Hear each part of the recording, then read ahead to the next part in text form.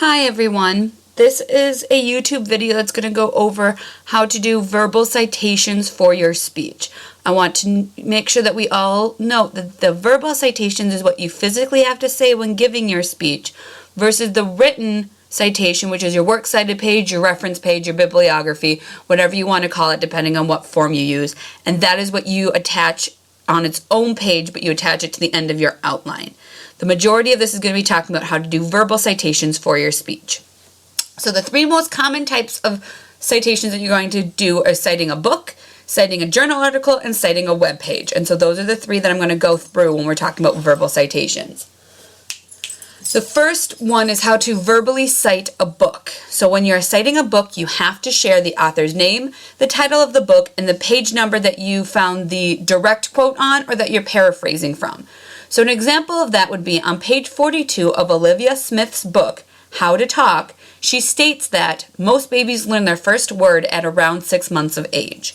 What I want you to note here, though, is that I included the page number, the author, and the title of the book, but you can do that in any order. So you could also say, Olivia Smith states that most babies learn their first word at around 6 months of age on page 42 of her book, How to Talk. Doesn't matter what order you do the author, title, and page number, so long as you include all three pieces of information with the quote or the paraphrase.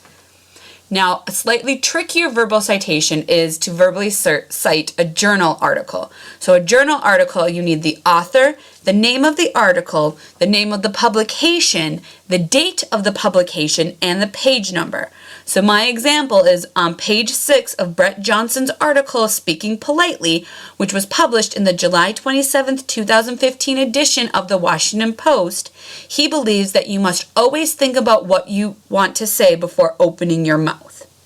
Now again, you can mix up this information as much as you want, put up the order as long as all of those things are listed, and you have to have all of those things to have a correct verbal citation. So if that information is not available to you, then it's probably not a good source for you to be using. But again, you must also use verbal citation if you are paraphrasing. So you could say that on page 6 of Brett Johnson's article, Speaking Politely, he talked about the importance of thinking through what you want to say before you say it. This was in the July 27th, 2015 edition of the Washington Post. So that's, again, a paraphrase of what you got from that article instead of a direct quote, but it still had all of the important information. So if you're trying to figure out whether or not something requires a citation, here's the tip. Citations need to happen anytime you get any information that doesn't come from your own brain. So if you looked it up or saw it anywhere, it has to have a citation. So with that being said, let's get to the one that it seems like you all struggled with a little bit with the quiz. So verbally citing a web page. When you are verbally citing a web page, you have to state the author if it is known. You have to state it's an unknown author if it's not. You have to have the name of the web page, and I want to note that this is different than the URL. You need to share the publishers of the web page if it's known. And then you have to have some date. So the ideal date for you to share is the date that something was last updated, if that is known. If there is not a last known update posted anywhere on the page, but you can find the publication date, then that is the next best thing. If you can't find either of these, if all else fails, the very last fallback date that you would share is the date that you went on and accessed the web page. So the last one is the date you actually went to this web page and looked up this information. So let's look at a few examples. The first example goes like this. On John Carson's webpage, Speaking for All, which is published by PBS, he states that anyone can learn to speak. This page was last updated on August 1st, 2015. This is a perfect citation because I was able to obtain all of the information. I have the author, I have the web page, I have the title of the web page, I have the people who published the web page, I have the quote, and I have the date that the page was last updated.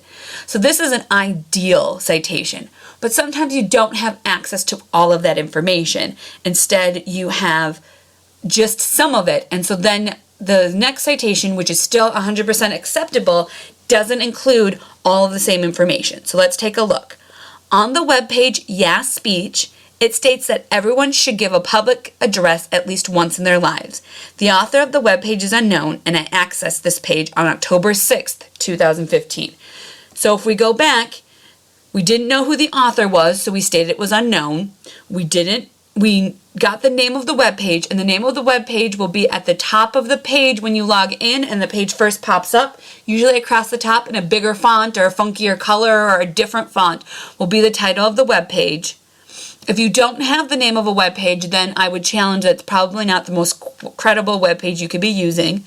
We didn't know what the publisher was in the second one, so we omitted it. And we didn't have a last updated or publication date, so instead we went with the date that I accessed this page, which is on October 6th, 2015. So now it is your turn to practice. I want you to look at the information I provided for you on this slide and come up with your own verbal citation. So go ahead and pause this video while looking at this information and write out what you think you would verbally say to correctly verbally cite this speech or this this quote. How would you verbally cite this quote in a speech? So go ahead and pause it here and write it out.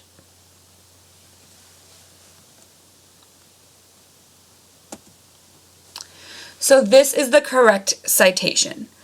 On an unknown author's webpage titled Speaking Tips, which was published on December of 2007, it states that anyone can give a good speech if they just practice. So I want to go back to this page. So the author was not known, so we stated it was unknown. We had the name of the webpage. There was no publisher of the webpage, so we omitted that. And while you can see here, we had both a published date and an access date. Published date is a better date to have than the access date, which is why you have the published date in the citation and you omit the access date. So again, note if no publisher is known, then omit this info and you only need one date. Last updated is your first date you want to go with. Otherwise, the secondary date would be the published date. If you don't have either of those, that is when you use the access date. I want you to note too that I have the webpage URL here, www.speakingtips.com. That does not go into your citation at all.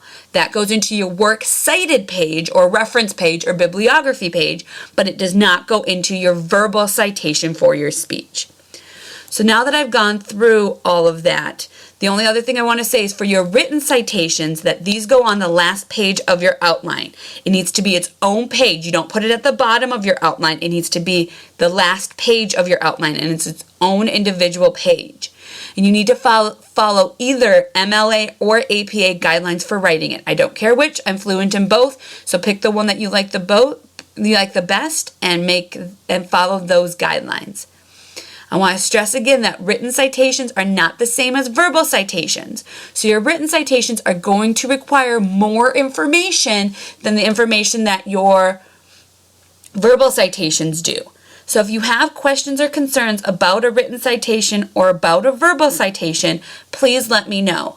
Otherwise, please use this as a tool to get your citations correctly verbally cited in your upcoming informative speeches. I plan to have an informative speech uploaded for you all to view by the end of tomorrow, which will be Friday, October 9th. By the end of the night on the 9th, I hope to have my informative speech written out for you to watch as an example of what I'm looking for in an A speech. Happy writing, and I can't wait to see what you all have to share with me.